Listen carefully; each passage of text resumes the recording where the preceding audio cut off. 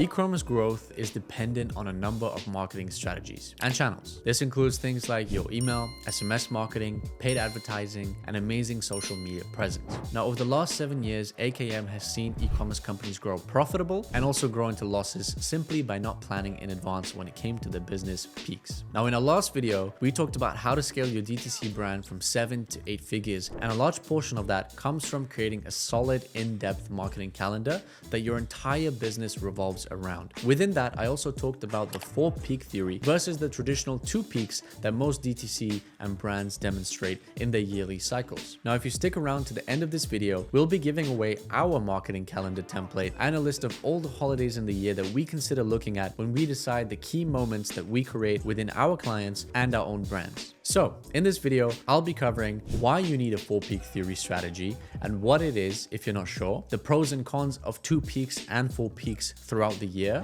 if you were to go explore those options, and the major holidays that you should create your marketing campaigns around. Let's dive in. An e-commerce marketing calendar is maybe the most effective tool that your DTC brand can have in its toolbox. When planned well, with enough time dedicated to executing the strategies, brands can help themselves hit a number of revenue peaks throughout the year and make a lot more than they would have otherwise. Over the past few years, e-commerce brands all over have caught on to the fact that you can have more artificial peaks in your yearly cycle versus the standard 2 peaks. So first things first, what even is the 4-peak theory? Well, as the name suggests, it's having 4 peaks in the year for your DTC brand versus 2 peaks of revenue in the year. Not every business and niche will have the same 4 peaks either, and we encourage brands usually to go after the things that make sense for your brand, product, and your customer needs. Your strategy should start off by identifying existing high points throughout the year, as well as the off seasons or your revenue valleys where planning for the next peak takes place. So let's begin with the pros and the cons of having just 2 peaks in the year, which up till now is probably what most people watching have known about. In most scenarios for DTC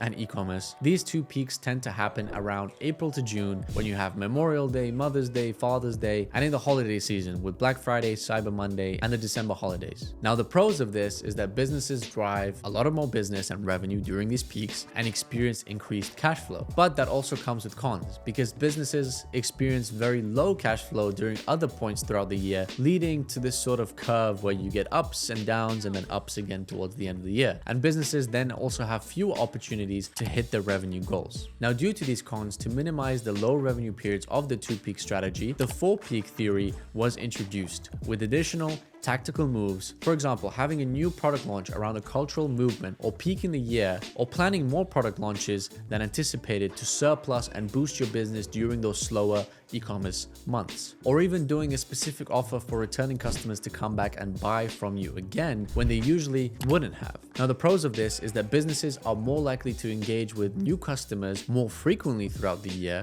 and also implement stronger inventory management and planning throughout, means that you're also prepared to scale to new heights. Now, the cons of this is that to successfully pull off 4 peaks, businesses need to maintain proper marketing calendars, produce more creative content, and even release potentially more products, especially for existing customers that you already have in your arsenal, but you might have not planned for that. Ultimately, 4 peaks provided DTC businesses with a lot more revenue opportunities, which usually means scaling your team, including more creative, strategists, inventory managers, and allowing you to unlock more bandwidth to scale further. And although you may spend more to pull off these 4 peaks, the opportunity cost of not having those 4 peaks is a much bigger loss in the grand scheme of things anyway. And in some cases, we at AKM have even done 6 peaks in a year with certain brands because we wanted to be super aggressive and scale during those years, allowing us to take the 4-peak theory and essentially just juice it up to get the most out of the year for our clients and our own brands. So with that out of the way,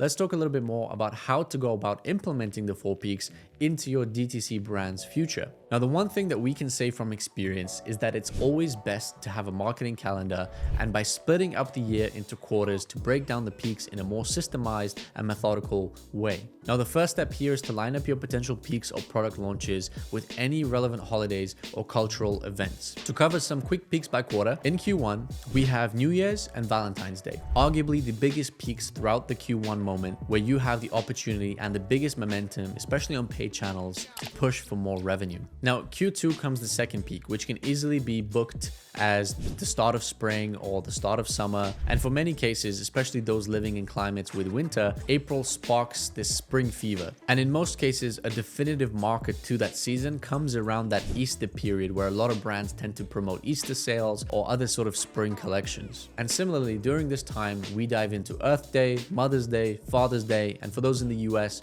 Memorial Day. Then we eventually get to Q3. With the summer in full swing, there's plenty of cultural movements in the air. The most obvious being the 4th of July, leveraging American independent pastimes such as backyard BBQs, pool parties, beach hangouts. A lot of brands tend to take this into account. And during the third peak, the summer will come to an end, which usually means back to school day and Labor Day, which is another time where a lot of brands in the e-commerce space tend to create new offers or certain products around this period of time, or by overselling and offering things that they didn't sell during the summer. You also have back to school for those brands that can tie events to this, a super great opportunity to create a new peak for your DTC company. And for those in the States, as I mentioned earlier, we have Labor Day. And finally, we move on to Q4, where we have the most effective holidays and peaks throughout the year. Now, during this period, data is your best friend. Use it to create retargeting campaigns, remind your shoppers about upcoming discounts, and promote products related to buyers' previous purchases. Make it personalized. You also have Halloween.